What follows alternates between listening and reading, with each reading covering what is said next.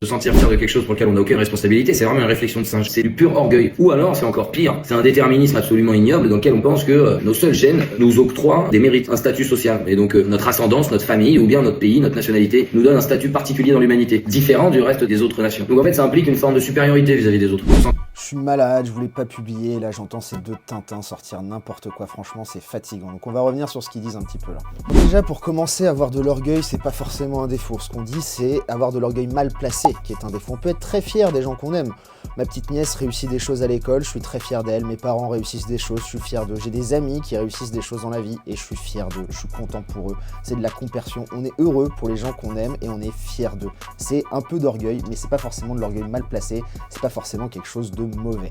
Concernant la fierté vis-à-vis de son pays, évidemment j'y suis pour rien dans la construction du château de Versailles, dans la déclaration des droits de l'homme et des citoyens, ça j'y suis pour rien du tout, et vous non plus d'ailleurs. Bien au-delà de la fierté qu'on peut ressentir pour notre pays, c'est avant tout de la gratitude que l'on ressent pour les générations passées. C'est sûrement ce qui fait la plus grande différence entre la droite et la gauche, et c'est la grande thèse du livre de Laetitia Stroche-Bonnard. Nous, les gens de droite, on considère que l'on a des devoirs vis-à-vis des générations passées avant d'avoir des droits, et c'est là notre grande différence. Contrairement à vous, on ne prend pas nos œillères de 2025 pour regarder les générations passées et les juger et commencer à dire « Oh, Napoléon était misogyne ». Évidemment, Napoléon était misogyne. Sûrement que Vercingétorix était transphobe aussi, j'imagine.